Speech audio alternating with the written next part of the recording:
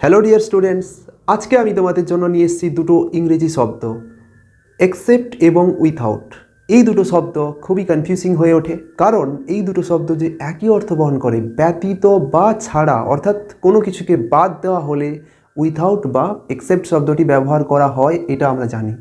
কিন্তু এই দুটো শব্দের অর্থ একই হলেও যে একই জায়গায় ব্যবহার করা হয় না, সেটাই আজকে জেনে নেব কোথায় এক্সেপ্ট, কোথায় উইথআউট শব্দটি আমরা ব্যবহার করি। তো দেখো, এক্সেপ্ট মানে কি বলা হচ্ছে? ব্যতীত অথবা ছাড়া। এক্সেপ্ট কখন ব্যবহার করব? বলছে অনেকের মধ্যে কোনো এক বা একাধিক ব্যক্তি বা বস্তু যখন বাদ পড়ে, তখন সেই বাদ পড়া ব্যক্তি বা বস্তুর পূর্বে এক্সেপ্ট শব্দটি বসানো হয়। অর্থাৎ কি বলছে? যেখানে একটা অনেক সংখ্যক মানুষ বা অল্প সংখ্যক মানুষও হতে পারে, সেই একটা দল থেকে যখন কোনো এক ব্যক্তি বা একাধিক ব্যক্তিকে যখন বাদ দেওয়া হচ্ছে, সেই এক বা একাধিক ব্যক্তির পূর্বেই আমরা এক্সেপ্ট বসাবো। অনেকগুলো বস্তুর কথা বলছি, সেই বস্তুগুলো থেকে যখন কোনো এক বস্তুকে বাদ দিয়ে দিচ্ছি, তখন ওই বাদ পড়া বস্তুটির পূর্বে আমরা এক্সেপ্ট শব্দটি বসিয়ে দেব। অর্থাৎ তার মানে কি বুঝলে? একটা অনেকজন বা অনেক বস্তু থেকে যখন কেউ বাদ পড়ছে, তখনই আমরা সেই বাদ পড়া ব্যক্তি বা বস্তুর পূর্বে এক্সেপ্ট শব্দটি বসিয়ে দেব। তো দেখো, এক্সাম্পল কয়েকটি তোমাদের জন্য রয়েছে। ফার্স্ট রয়েছে, everyday doctor Roy is available except Friday. Available বলতে ডক্টর রয় প্রত্যহ অ্যাভেলেবল মানে রয়েছেন চেম্বারে শুধুমাত্র শুক্রবার ব্যতীত। তার মানে আমরা জানি 7 দিনে একটা সপ্তাহ হয়, আর সেই 7 দিন থেকে শুধুমাত্র ফ্রাইডেকে বাদ দিয়ে দিচ্ছি, আর বাকি তো 6টা দিন থাকছে। তাহলে অনেকগুলো দিন থেকে, মানে এখানে 7 দিন থেকে একটি দিন যেটিকে বাদ দিচ্ছি, সেই দিনটির পূর্বে আমরা এক্সেপ্ট শব্দটি বসিয়ে দিয়েছি। নেক্সট এক্সাম্পল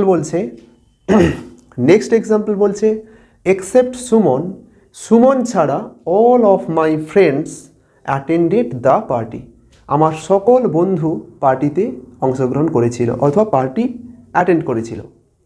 তার মানে কি বুঝলে?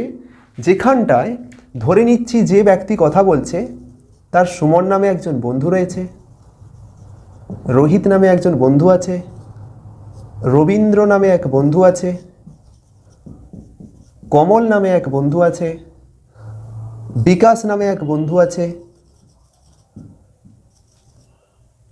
রতন নামে এক বন্ধু আছে। এই কয়েকজন বন্ধুর মধ্যে সবাই কিন্তু পার্টিতে এসেছে, শুধুমাত্র সুমন আসেনি। তার মানে এতজনের মধ্যে থেকে শুধুমাত্র সুমনকে বাদ দেওয়া হচ্ছে, তাই সুমনের আগে এক্সেপ্ট শব্দটি বসিয়ে দিয়েছি। এই সুমন ছেলেটাকে জানো? এই সুমন ছেলেটা যে তোমাদেরই মতো লক্ষ ছেলেদের ভিড়ে আরেকজন অ্যাসপিরেন্ট। যে ছেলেটা একটা কুড়িয়ে ঘরে রাত দিন সমান করে শুধু প্রিপারেশনটা চালিয়ে যাচ্ছে, প্রস্তুতিটা চালিয়ে যাচ্ছে, পড়ে যাচ্ছে, এই ধরনের বিয়েবাড়ি, জন্মদিন, মেলা, উৎসব, অনুষ্ঠানকে উপেক্ষা করে চলেছে, নিজেকে আনন্দগুলো থেকে বঞ্চিত রেখেছে। কেন এই বঞ্চনা নিজেকে করেছে সে এই আনন্দগুলো থেকে? কেন এই স্যাক্রিফাইস? কারণ একটাই, চাকরিটা ওকে পেতেই হবে। চাকরিটার যে ভীষণ দরকার, চাকরিটা ওর ভীষণ দরকার, কারণ বাবা মার মুখে যে একটু হাসি ফোটানো এখনও বাকি আছে। চাকরিটা ওর ভীষণ দরকার, কারণ সমাজের কাছে যে অনেক লাঞ্ছনা ওকে পেতে হচ্ছে।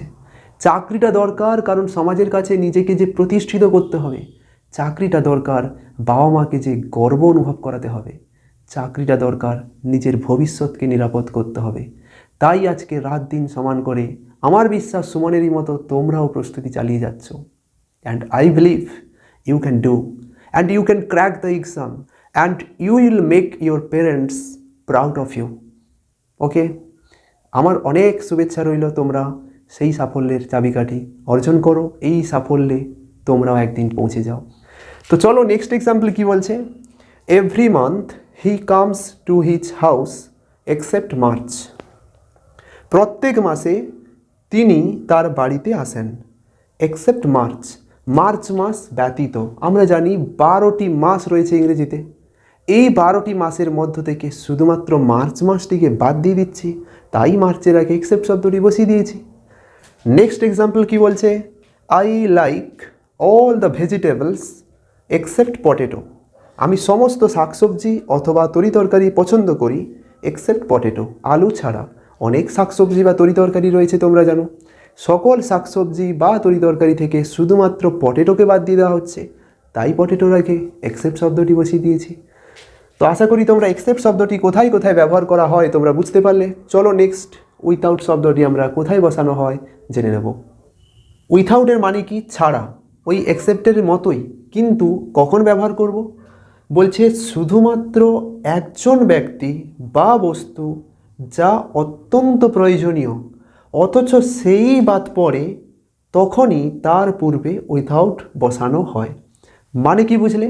যেখানটায় একটা দল থেকে একজন বাদ পড়লে আমরা তার পূর্বে এক্সেপ্ট বসাতাম, কিন্তু এখানে দল নেই, এখানে শুধুমাত্র একজন ব্যক্তি, একটি বস্তু, একটি প্রাণী যেই বাদ পড়ে যায় তখনই আমরা উইথাউট বসাবো। অর্থাৎ যে বাদ পড়ছে তার পরিপূরক আর কেউ হতে পারে না, তখনই আমরা উইথাউট শব্দটি বসাবো। দেখো এক্সাম্পল কি বলছে। ফার্স্ট বলছে man can not live without water. মানুষ বাঁচতে পারে না জল ছাড়া। আচ্ছা, জলের পরিপূরক কি কেউ হতে পারে? জলের পরিপূরক কি কোনো তেল খেয়ে মানুষ বাঁচতে পারবে? বাতাস খেয়ে বাঁচতে পারবে? ভাত খেয়ে শুধুমাত্র কি বাঁচতে পারবে? পারবে না। জলের পরিপূরক কেউ নেই, অনলি ওয়াটার। মানুষ বাঁচতে গেলে যেটা অত্যন্ত প্রয়োজনীয় সেটা হলো ওয়াটার, আর সেই বাদ পড়ছে, তখনই আমরা লিখব কি? তার পূর্বে উইথাউট বসাবো, এক্সেপ্ট নয়। Man can not live without water, not except water. Next question কি বলছে? Without money you are valueless. টাকা ছাড়া তুমি মূল্যহীন। আজকের সমাজ বলছে টাকা ছাড়া তোমার কোনো মূল্য নেই। তাহলে আজকের সমাজ বলছে if you have only money then you have value. তাহলে সেই টাকাই যদি তোমাকে ভ্যালু এনে দিতে পারে আর সেই টাকাই বাদ পড়ছে, তাহলে আমরা মানি শব্দের আগে উইথাউটটাই বসাবো, এক্সেপ্ট হবে না এখানটায়। কারণ মানির পরিপূরক আর কেউ নেই। যদিও মানির পরিপূরক অবশ্যই ডেফিনেটলি আছে, মানি সর্বতোভাবেই কিন্তু মানুষের ভ্যালু এনে দেয় না, সেটা তো এক মানুষের দৃষ্টিভঙ্গি। কিন্তু বিশাল সংখ্যক মানুষের দৃষ্টিভঙ্গি money can bring you value. সেই দৃষ্টিভঙ্গিতে এই এক্সাম্পলটা নিয়েছি। থার্ড এক্সাম্পল বলছে কি? Life is meaningless without problem.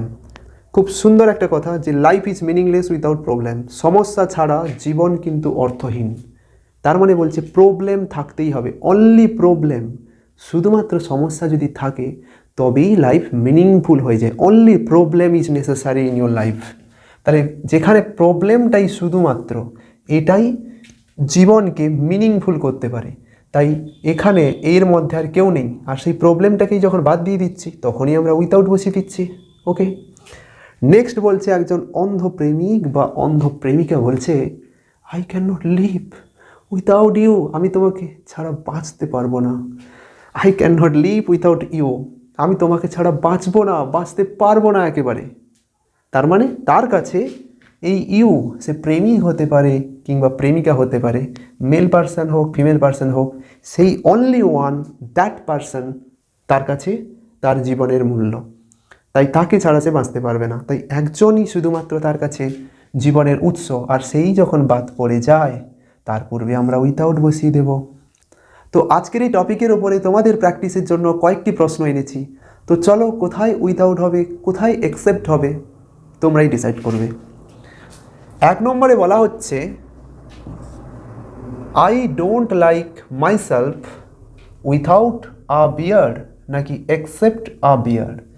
দাড়ি ছাড়া আমি নিজেকে পছন্দ করতে পারি না। এখানে আনসারটা কোনটা হবে তোমরাই বলো, উইথাউট আ বিয়ার্ড নাকি এক্সেপ্ট আ বিয়ার্ড? আমি করব এখানটায় উইথাউট আ বিয়ার্ড। কেন? ছেলেটা বলছে দাড়ি যদি না থাকে আমি নিজেকে পছন্দ করতে পারি না, তার কাছে অনলি বিয়ার্ড ইজ ইম্পর্ট্যান্ট।